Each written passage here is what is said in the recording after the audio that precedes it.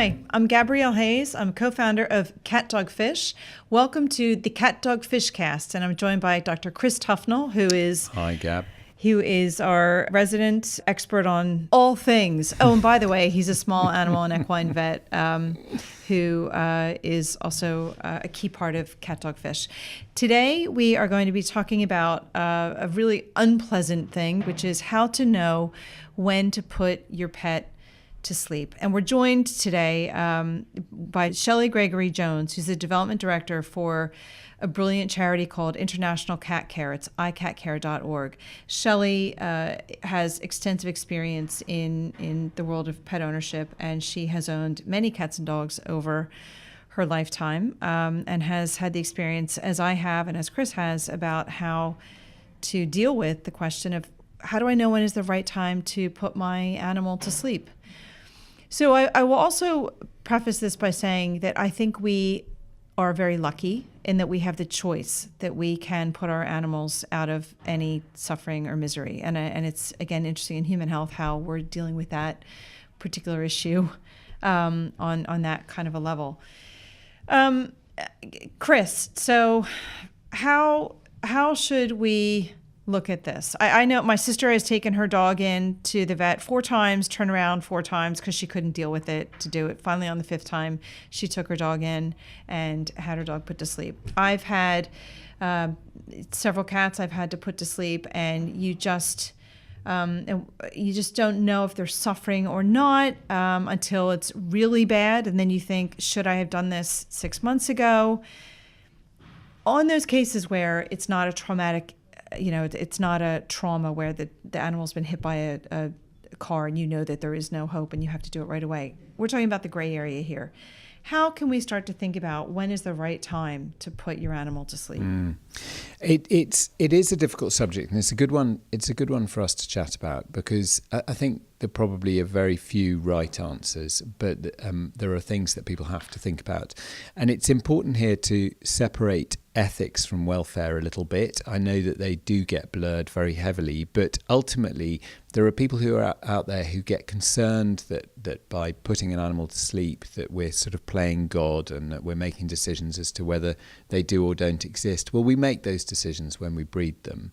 And so, those concerns that people have about ending an animal's life need to be trumped very much, in my view, by the welfare ones. Do people really still, I'm sorry, I didn't realize that people still think animals should die in misery of their own, of natural causes. Yeah, no, there are people who very suffer. Much think that. That's ridiculous. Well, the important thing for me is to be thinking about quality of life, and that effectively comes down to animal welfare, and that's what we're thinking about. And if there are problems with an animal's welfare, then we should, and we can't do something about it. That's the critical thing.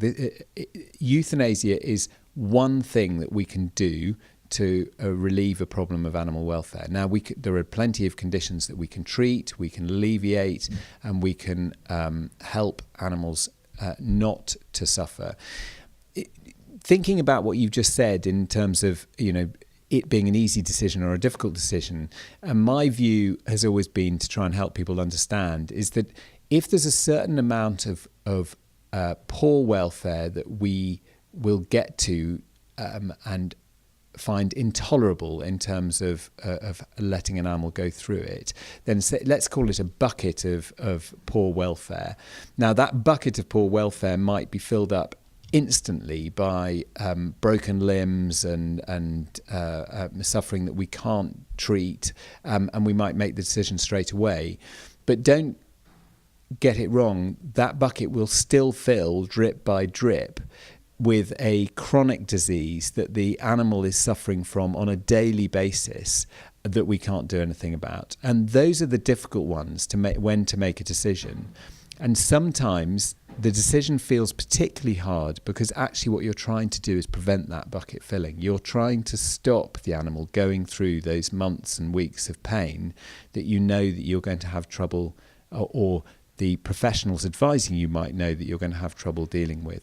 So that's what makes it such a difficult decision, because you are trying to prevent suffering rather than allow the animal to get to a point where everybody says, well, there's no way to look here. So the other thing I think before I'd be really interested to hear what Shelley thinks about this, but the other thing I think is critical for people to know is that vets generally want to work with people in making the decision. We get a snapshot view of what the animal is like and what the condition it's in, and we rely very heavily on what the owners are telling us to help people make the judgment. And I think some people are fearful of coming to the vet when they think the answer is always going to be euthanasia, and that prevents people coming to us with animals that have got conditions that are treatable, and we can therefore alleviate suffering. So they might see the old dog or cat starting to get a bit stiff and not realise that actually we've got pain relief available that we can give them long term and alleviate suffering. And if they're fearful that we're going to say to them, this animal must be put to sleep, they won't come and see us. So they need to understand that actually we want to work with people to alleviate suffering. And if the answer is this animal really should, we should consider euthanasia, that's because it's the right thing to do. Do you think that people think that vets are on the side of euthanasia? Because I would think that people might worry that vets are on the side of, oh, let's treat this and I can charge you more for this to treat this animal, when really, I know vet wants to engage in animal suffering. I'm not saying that at all, but we are again talking about gray area and perceptions. So, but so you're saying that people might not come to you because they think you're going to say, oh, the only choice is to put the animal under. Yeah, there are definitely people who are fearful that that's going to be, okay. They're going to be pushed into that. Shelley, what's your experience? I think that's true. I mean, I think there's an awful lot in what you said there, actually, which I think is really very important to note. I think for us at International Cat Care, what we see is a lot of people who, because cats specifically are quite difficult to read in terms of pain. We really, you're absolutely right. It's so important to work with your vet, to actually have a good bond with your vet, that you can talk about the conditions and how it's changing, because you don't always see how it's changing. You don't always know whether the cat's in pain, and you also have a huge emotional commitment to trying to that sometimes blinds you to what is actually happening. So I think the relationship with the vet, making sure that you have strong conversations in the lead up and understanding what it is that the cat's going through, and to help you make that decision together, I think is absolutely crucial. I don't really know what stops people going to the vets. I'm sure you have a better idea of that than I do. But I think, yes, some people are just frightened that they're going to be told that they've been a bad pet owner, that they've kept that cat alive too long, or that they're going to be criticised in some form or fashion. So, or maybe they, as you say, maybe they feel that euthanasia is going to be, they're not ready for that. But I think always the better relationship you have with the vet, the easier that process is going to be, because I think people don't really understand that most vets will make a huge effort to do euthanasia at a quiet time, that they will give you time afterwards to spend time with your cat or dog. Many vets are happy to come to your home if that's appropriate. So I think people need to give people credit for that, really. Yeah, I've had two extreme examples, one in New York and one in Cambridge here in England. I had my cat put to sleep by a vet in Cambridge who was so lovely. He came and he did it in the home, and he was so respectful and so sweet. And then he sent me a book after it happened with a handwritten note. It was just, to this day, it was such a thoughtful, kind thing for him to do. Absolutely. And I've given that book to a lot of people, and it's called Weep Not For Me. It's a lovely book. And the other extreme was at a clinic in New York City. It was done horribly, and it was done where my cat was put to sleep and just left there. I had to leave the room. Nobody came in to take the cat's body away, and just left there. And it was just handled so poorly. Mm-hmm. And I think again that sets thoughtful vets apart from not thoughtful vets about how they handle this very specific. But there are also resources available online where people can go to help grieve, right? I mean, there are pet bereavement counsellors. There's a lot of we've got resources on our website, places that people can go if they want to talk to somebody, and often the vets will signpost as well. So I take your point. I think there are vets who need to understand more about the human dimension of euthanasia as well. So, but absolutely, no, compassion training and things is very important. The hard thing about dogs, though, is, and this is what my sister was saying, that her dog would be, see her, be happy to see her, wag his tail, seem fine in and of himself, and yet he couldn't move his back legs. I mean, he just was really old. He had really bad arthritis. He couldn't move around. So it wasn't that he was necessarily in extreme pain, but he had no quality of life. And that's where, so how do you look in their eyes and you're like, I'm gonna kill you now. So my method of helping people make that decision is that, because people will always bring up those moments that in the day when maybe feeding, and they say they seem fine. And I always say to people, listen, look at the 24 hours as a cake. And think how much of that cake tastes nice, how much of that cake is frankly disgusting and really nasty, and how much of that cake is bland and meaningless. And effectively, if you're looking at the dog's existence... Cake is never bland and meaningless. Just FYI. Yes. Not the best metaphor. If you're looking at the dog's existence and thinking the full 24 hours, and you actually can identify slices of the cake which are great, and you think, if you are relying on just those little slithers to say this animal's welfare and quality of life is good, then you're kidding yourself. You're really you're keeping the animal for your own purposes. Dogs are very much they very much see us as part of the pack, and they will greet us, and there is no incentive in nature to stop eating. So very often people say, but it's still eating. Well, for an animal to stop eating as a sign of this is the time, you've often got to an extreme. It's too far. So I do think that considering quality of life, it's so difficult. We're not sitting here trying to say it's easy. I mean, we go through it at home regularly because we've got so many animals.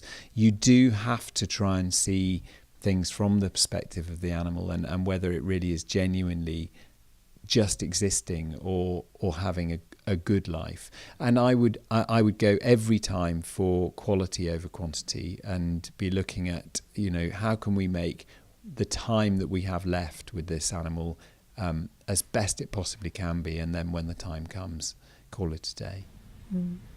And it's very emotive to say, you just said, you look at the animal and say, well, we're going to kill you, as if that's some form of punishment. And what's important to remember is that euthanasia is not a welfare issue. And some people, so we often have people fearing the process itself, and so it is worth talking about it. It's an overdose of anaesthetic, which for anybody who's been anaesthetised, and I haven't, but it is a sort of fading away sensation for most, and given in a way that best suits the situation. So there will be some animals that may need sedating first to try and ensure that the procedure isn't going to stress them. There were some methods of injecting the anaesthesia that may be better than others for individual animals, and the vet will make that choice and decision, and they might discuss it with you, but it will be done in a humane manner, and the animal will know almost nothing about it, and that's the point, and that's why home visits are very often offered, and you can get the vet to come to the home, so it's in the environment that the animal knows. And you're absolutely right. I always say to people, before the animal's euthanized, my priority is the animal's welfare. And I hope that reassures you that we're doing the right thing. As soon as the animal has been euthanized, you're my priority. And that, as we've alluded to, there are a few vets who have yet to get that, but more and more are either doing specific training to ensure that they have it right. And there are courses that people can do. There are certificate programs that people can do. We're on a list of compassionate clinics that can ensure that we do it in a way that means it's what unrushed. What does that mean, a compassionate? Is that another certification designation? And I'm struggling to remember the exact title for the certification, but we're on a list of clinics where it's not just the vet that's dealing with you that's done the training, it's the nurses assisting, and it's the receptionist who are handling the situation. And we allow for consultations, euthanasia consultations, that are possibly at the end of the day, so there's plenty of time, or at a time when we won't book people to come in immediately after you. We allow people to stay with their animals for as long as they wish. We allow people to leave through the back if they wish, so that they don't have to be seen upset, as they often are. So there are lots of ways of handling it, and certainly the companies that help with cremation are better now at dealing with, ensuring that if you would like, you can have the ashes back. A lot of them have got. I've got all my ashes. Yeah, one of the biggest difficulties of losing a pet is that you genuinely lose a family member, but unlike losing an actual human family member, when everybody will sympathise and spend a lot of time with you, some people, particularly if they're non-pet owners, fail to appreciate the depth of loss that you'll have from losing a pet, and be surprised that it's hit you so hard and not offer that support. So it's sometimes a lonely place to be when you're grieving a pet. Well, and I think as at CatDogFish, we definitely want to raise the profile of how hard that is, and sort of socialize that more and make it more acceptable to be grieving in a workplace and things like that, to raise awareness that it's a horrible time for people to go through, men and women alike, and to show it a little bit more respect. Before we go, I have a question that's always I've had going through my head. I have read that I always have 2 cats. When one dies, the best thing that you should do is take the body of the dead cat and have it so that the remaining cat can see that it's dead. And understand and get that kind of closure, rather than just have this other cat disappear from his life. When I was in New York City, they wouldn't let me take the body back. Oh, right. Because there were some laws against having a dead cat. I don't know what it was. But it was against the law for them to release the body to me. So I couldn't do that.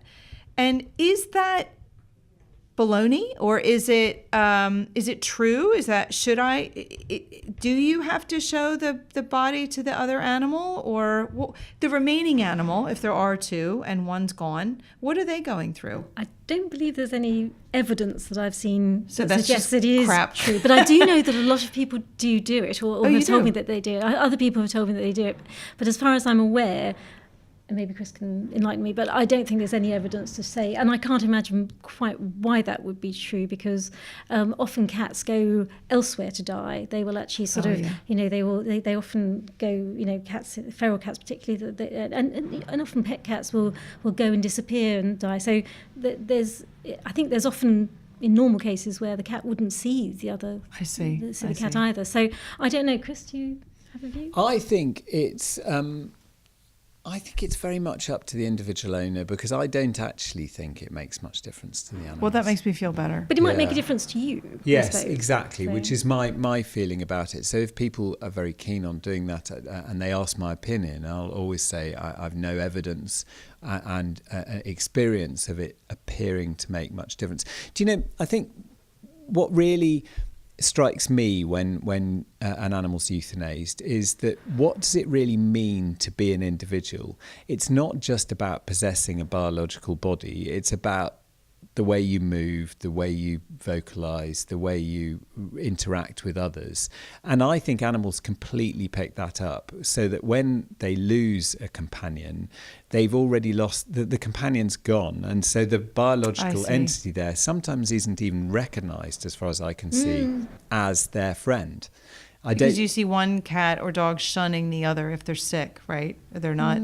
Yeah, I mean, I've seen animals shown dead bodies, and they sometimes just don't seem to react to them in a way that suggests that they know that was their friend. Or if they do, that know that it's the body of their friend. They don't identify it as their friend because their friend moved in a certain way and interacted with them. All the clues that would suggest it was their friend are now gone. Yes, so the possession, what made up that particular friend was much, much more than just the biological body. And so I'm not convinced. My experience is that animals that miss other animals through loss, it would be the same if you took that animal and rehomed it with another person, as if that animal is euthanized. So it's the missing. But they do experience loss. It's the absence. Oh yes. Oh yes, definitely. Absolutely. There's no doubt about that. Oh, that breaks my heart.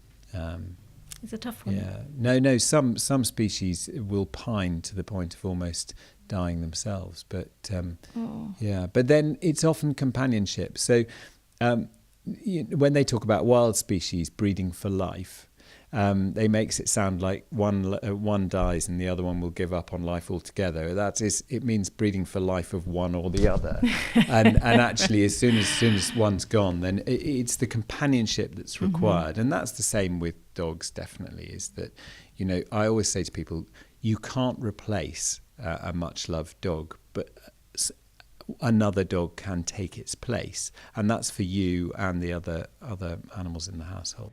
But not always for cats, because some cats don't like.